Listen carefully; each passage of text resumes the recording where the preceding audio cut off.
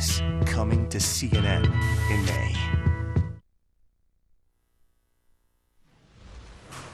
The LA Clippers are contenders for an NBA title, but is it an off-the-court controversy that's making all the headlines? I would say yes to that, thanks to Donald Sterling. He's the longtime Clippers owner who's now accused of making racist remarks that were caught on tape. The rant apparently touched off by this photo of Sterling's girlfriend and mistress with Magic Johnson, which she posted to her Instagram account.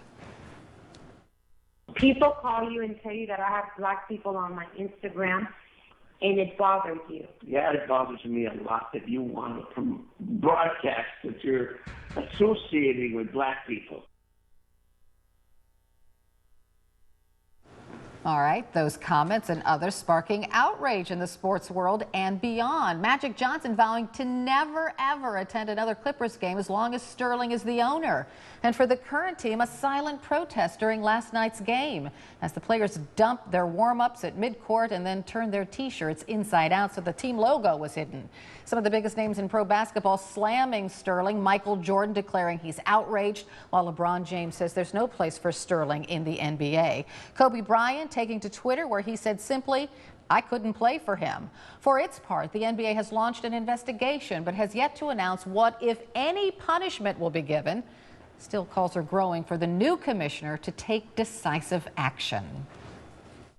If you're Adam Silver, this is a moment for him as the new commissioner of our league to make a really strong statement about how we're not going to allow this type of behavior to be a part of our sport.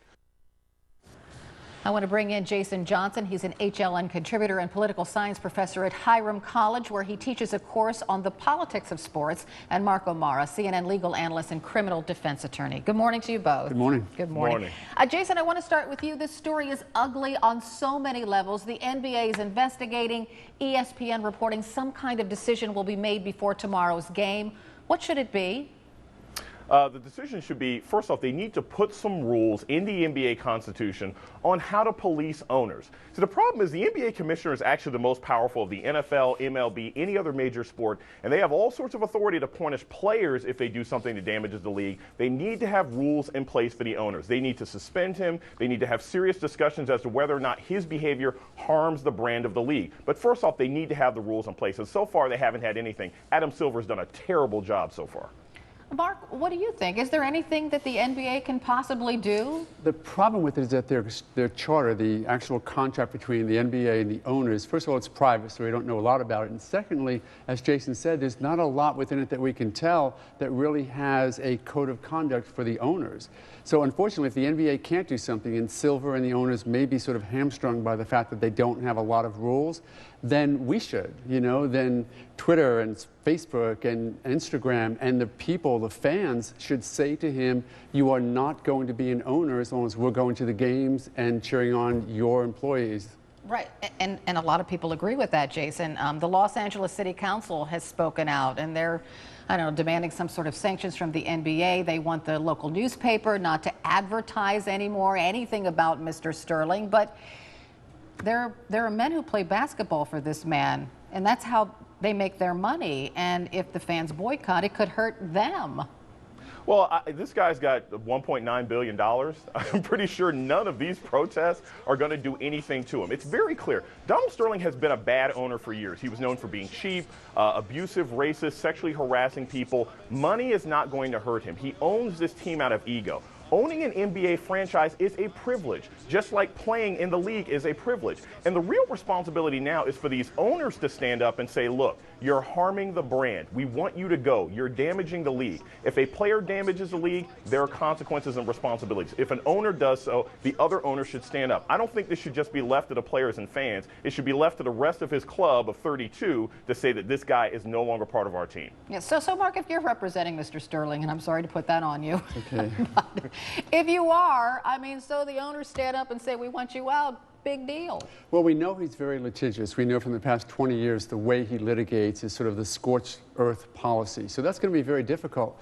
But if I was in a position of representing him, and if that tape is accurate, it may be time to cut his losses. It truly may be, because if he tries to defend himself in the court of public opinion or in front of his owners or to the NBA to say, that's me, but it wasn't really me, not going to cut it anywhere. So if there's anything that he can do to maybe cut his losses, maybe there's just another industry he needs to be in besides a public one like the NBA. Maybe so. And it might get worse, Jason, because according to TMZ, his mistress, this V. Stiviano, has hours and hours of tape, and he's now talking to her saying, how can we make this go away? So she may be the one to make him step down, to make him sell the team.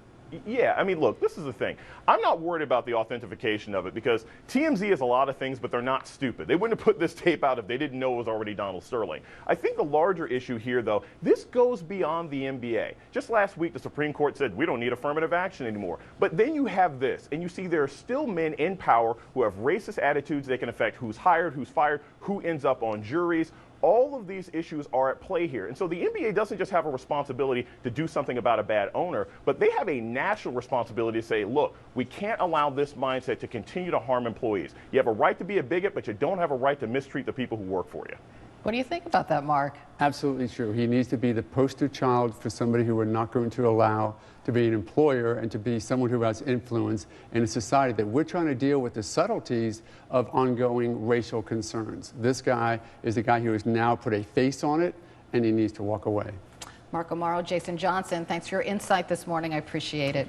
Still to come in the newsroom, the United States says Russia is further